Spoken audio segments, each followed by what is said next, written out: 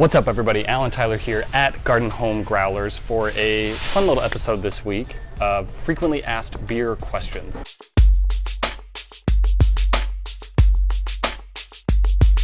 So I got tagged in a video by my good friend Diana way earlier this year, like months ago, and I kept meaning to do this video and I haven't done it yet, and it's a really fun one.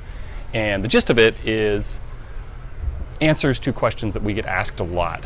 Members of the beer industry or people that are a fan of craft beer, we get asked a lot of the same things, so this was a great way to kind of put all those together in one place.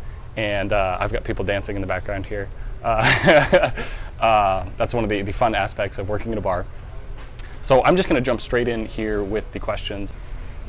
First question: how did you get into craft beer? So for me, I got into craft beer actually right when I turned 21. I had an interest in learning how to homebrew. I don't quite know what it was that drew me to homebrewing, but it was the idea that you could experiment with beer, the idea that you could make tasty beer for cheaper than you could be buying it at the store all the time. That was definitely a big factor. And I turned 21 in September back in 2009, so this was 8 years ago. For Christmas that year, I asked for and got a homebrew kit from, sort of from my dad, but it was for my dad and my brother and I. And we got really into homebrewing, and at the peak, I was basically brewing every single weekend, 5 to 10 gallons at a time. That was really my start in it. And then fast forward 4 years after I started homebrewing, I started working at ABV Public House out in Hillsboro. That was my start in the food and beverage industry. And a few months later, actually left that to then work on opening my own business. My education of craft beer from there like really skyrocketed. So homebrewing gave me a big jump in knowledge and interest in it, and then working at ABV did another big boost in knowledge and interest, and then opening this place really expanded my knowledge and interest in craft beer. So question 2, what is your favorite beer? For me, my favorite beer, the one that is regularly available here in the Portland area that I can always get, is the Breakside Wanderlust IPA. Basically from the first sip, I was like, this is my absolute hands down favorite go-to beer. I think of myself very much as an environmental beer drinker. It has to do with the space that I'm in, the environment that I'm in. If I'm curled up by a fire with a philosophy book in the middle of winter, I'm much more likely to want something like a heavy stout or a sweet stout. And if I'm sitting out on a porch drinking all day in the sun over the summer, or in a hammock, I'm much more likely to prefer something like a Saison, or especially a Czech-style Pilsner. So for me, favorite is very circumstantial, but favorite overall beer that I can regularly get and that I can recommend to other people is the Breakside Wanderlust IPA. Thank you, Breakside. If you could have only one beer for forever, what beer would that be? If I had to pick one, it would either be Breakside Wanderlust IPA, like we just talked about, or an original Czech Pilsner from the Czech Republic. Not Pilsner or Kel, I just don't like it quite as much, but something like Staropramen, I haven't had it over there, but I've heard it's amazing, so probably something like that. A true to style Czech Pils and or Breakside Wanderlust IPA. I could drink either of those absolutely forever. Question 4, how can you drink so much? How do you stay healthy?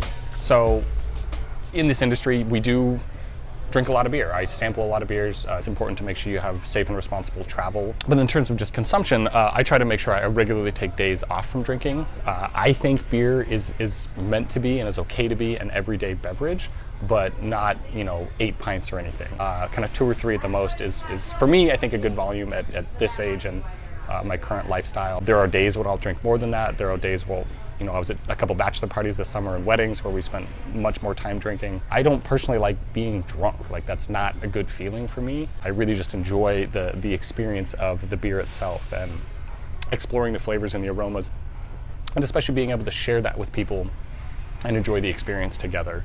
So I guess for me, it's kind of making sure to limit daily consumption and then taking days off, either a couple days a week or take a whole week off once a month, something like that, with no alcohol, which is no big deal, fortunately.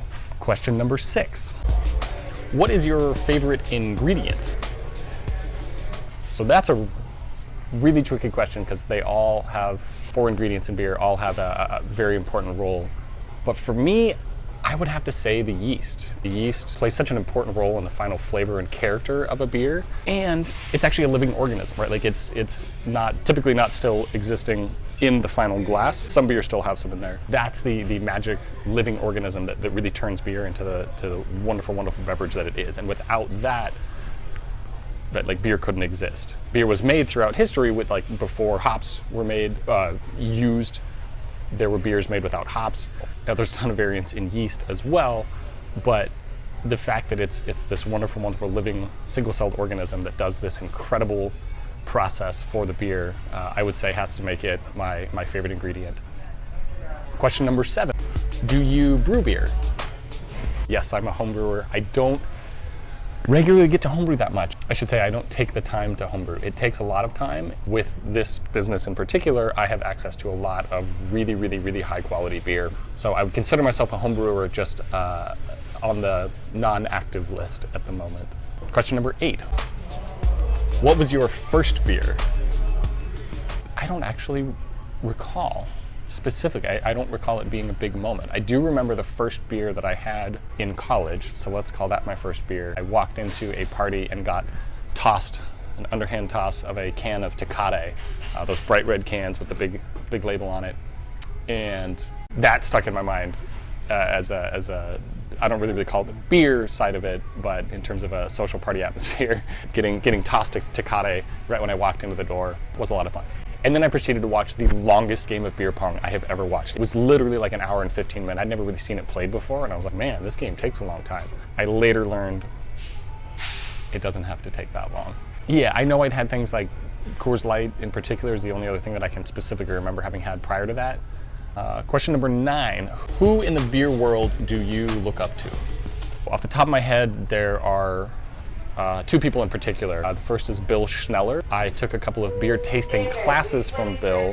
He has become a friend of mine through this business and through the beer industry. He's a master BJCP judge, a really, really wonderful human being, but also has this incredible depth of knowledge about beer, and is always a joy to talk to about beer. He's so passionate, enthusiastic about it.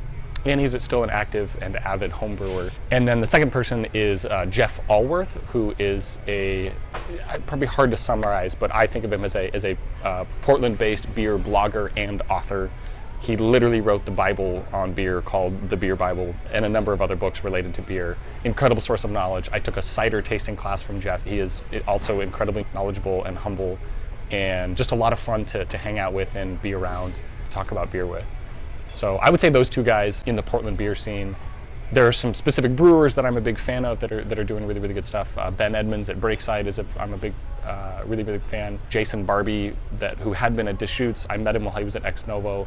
Now he's at Level, opened his own brewery with a couple other guys called Level Beer out in Northeast Portland as brewmasters.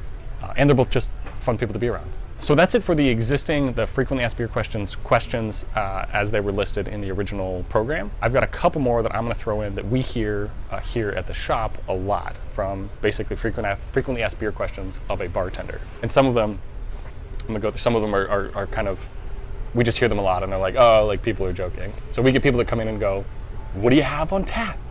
You got any IPAs? Do you have anything on tap?